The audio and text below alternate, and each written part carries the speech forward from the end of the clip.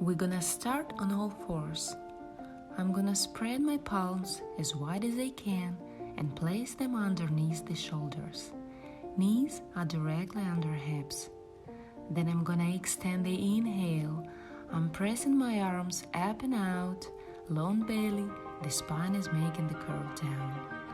On the exhale, an opposite, up the spine, chin is moving towards the chest, but not forcefully, just letting the skin and muscles to stretch. And on inhale, we repeat, scooping the heart forward, pressing up and out our tailbone, nice big breath.